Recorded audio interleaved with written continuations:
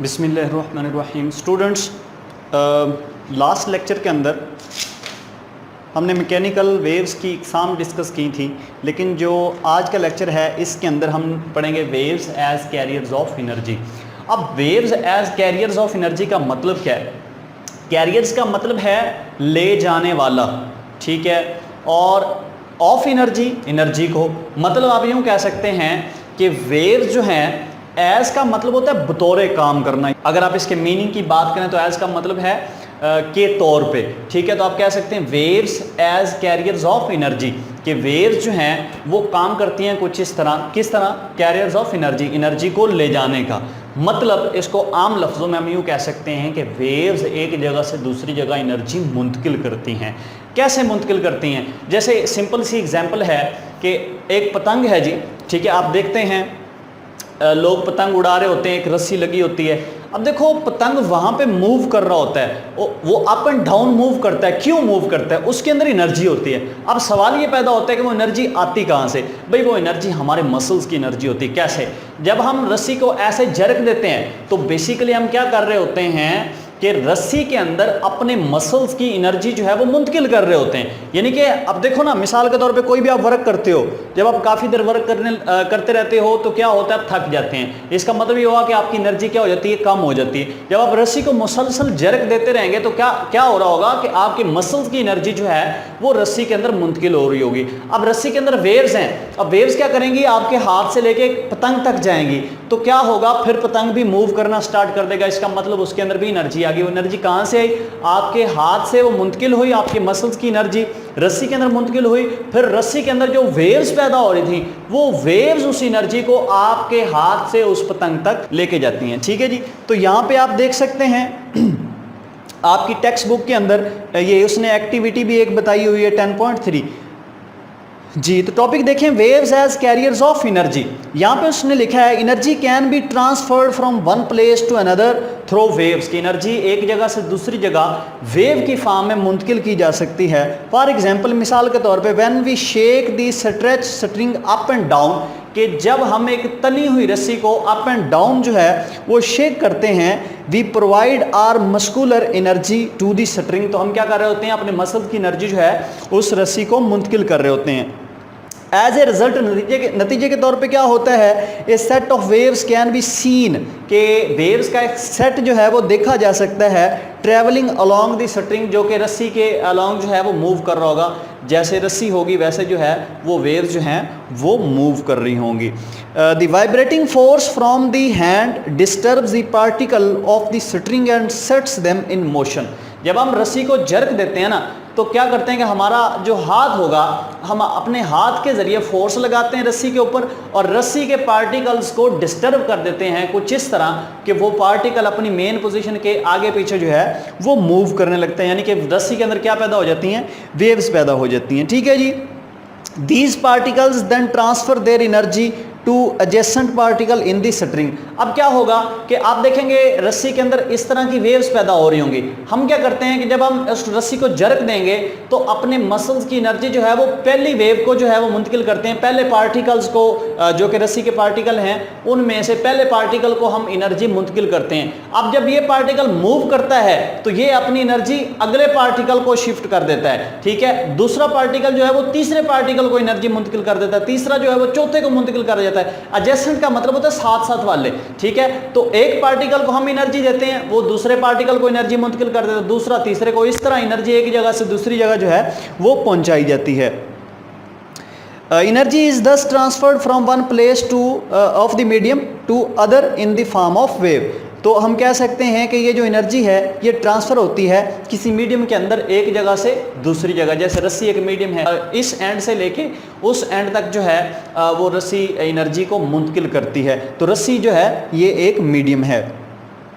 अब ये एनर्जी किस फॉर्म में होगी? वो कह रहा है इन द फॉर्म ऑफ वेव, यानी कि वेव की फॉर्म में एक जगह से दूसरी जगह मुंतकिल होगी। The amount of energy carried by wave depend on the distance of the stretching string from its rest position.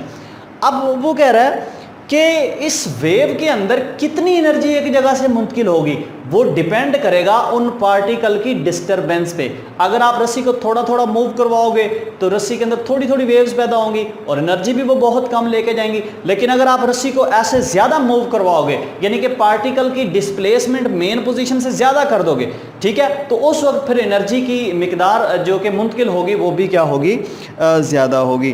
That is the energy in A wave depend on the amplitude of wave. तो इसलिए हम कह सकते हैं कि जो energy है ना वो वेव के एम्पलीट्यूड पे डिपेंड करती है। व्हाट इज एम्पलीट्यूड, ये मैंने बताया था कि मिसाल के तौर पे ये कोई वेव है, ठीक है, तो ये इसकी मेन पोजीशन होती है, ये इसकी एक्सट्रीम पोजीशंस होती हैं, ठीक है। तो मेन पोजीशन से इंतहाई पोजीशन का जो फासला होता है इसको हम बोलते हैं एम्पलीट्यूड, ठीक है, इसको हम क्या बोलते हैं, एम्पलीट्यूड। तो अगर आप जो है रस्सी के ऊपर थोड़ी थोड़ी फोर्स लगाएं तो एम्पलीट्यूड थोड़ा कम होगा ना, ठीक है, यानी कि ये वाला जो फासला है ये क्या होगा, बहुत ही कम होगा, ठीक है। लेकिन अगर आप ज़्यादा फोर्स लगाएं तो वेव कुछ इस तरह की जनरेट हो जाएंगी, इस तरह की।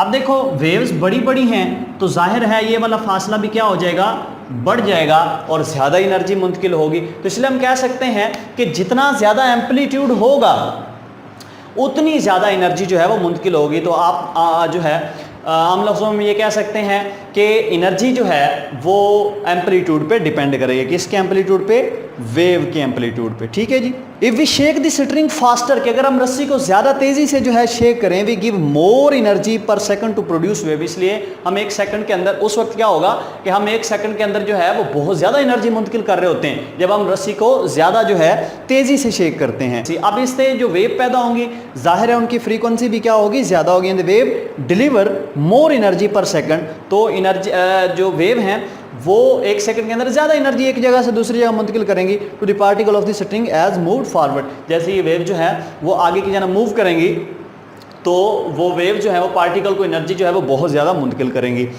Water waves also transfer energy. अब ये पानी की वेव्स हैं ना वो भी क्या करती हैं, वो भी एनर्जी मुंतकिल करती हैं। तो इसके लिए आप देख सकते हैं एक्टिविटी 10.3, उसमें आपको एक कार्क नज़र आ रहा है, ठीक है, और पानी के अंदर जो है वो लहरें नज़र आ रही हैं। सिंपल सी जो है वो सरगर्मी है, ये आप घर में भी कर सकते हैं कि छोटा सा तालाब है जी, उसमें आपने क्या करना है कि एक साइड पे कोई कार्क रख देना है, ठीक है, या कागज़ का टुकड़ा भी आप रख सकते हैं, ठीक है। जब पानी रेस्ट में होगा तो कागज़ का टुकड़ा भी किस हालत में होगा, रेस्ट में होगा। इससे पहले मैं आपको बता दूं कोई भी चीज़ उस वक्त मूव करती है जब उसके अंदर एनर्जी हो।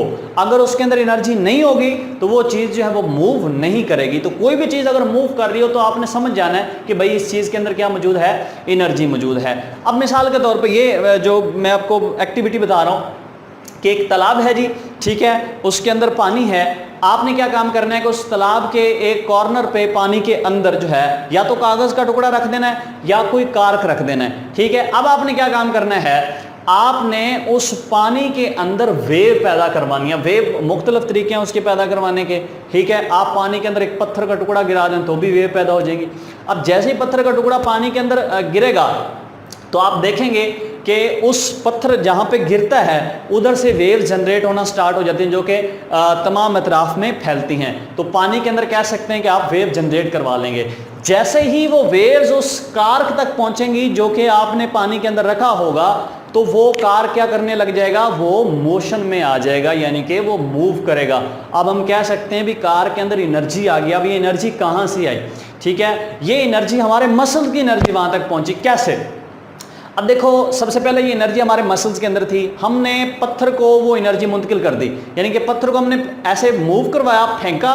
जाहिर है पत्थर अगर मूव कर रहा है तो उसके अंदर कौन सी एनर्जी आ गई, काइनेटिक एनर्जी। कहाँ से आती है, हमारे मसल्स की एनर्जी, क्योंकि हम उसको फोर्स लगाते हैं और उसको ऐसे फेंकते हैं। तो हमने अपने मसल्स की एनर्जी पत्थर को मुंतकिल कर दी। अब जैसे ही पत्थर पानी के अंदर जाएगा तो पत्थर क्या करेगा, अपनी सारी काइनेटिक एनर्जी को जो है वो पानी के अंदर मुंतकिल कर देगा, जिससे क्या होगा, पानी के अंदर लहरें पैदा होंगी। अब ये लहरें जब कार्क तक पहुंचेंगी तो कार्क भी मूव करने लग जाएगा। इसका मतलब कार्क के अंदर भी एनर्जी आ गई। जब पत्थर पानी के अंदर गिरता है ना तो वेव पैदा करता है और उन वेव के जरिए पत्थर की जो एनर्जी है वो वेव के जरिए उस कार्क तक पहुंच जाती है, जिससे वो क्या करता है, मूव करता है। तो इसलिए हम कह सकते हैं कि वेव जो है वो एनर्जी को एक जगह से दूसरी जगह ले जाने का बेहतरीन जरिया है। तो आज के लेक्चर के अंदर जस्ट आपको जो है यही समझाना था कि जो वेव्स हैं वो एक जगह से दूसरी जगह एनर्जी को मुंतकिल कर सकती हैं।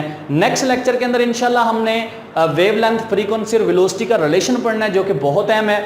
आज के लेक्चर को यहीं पे ख़त्म करते हैं। अल्लाह हाफिज़।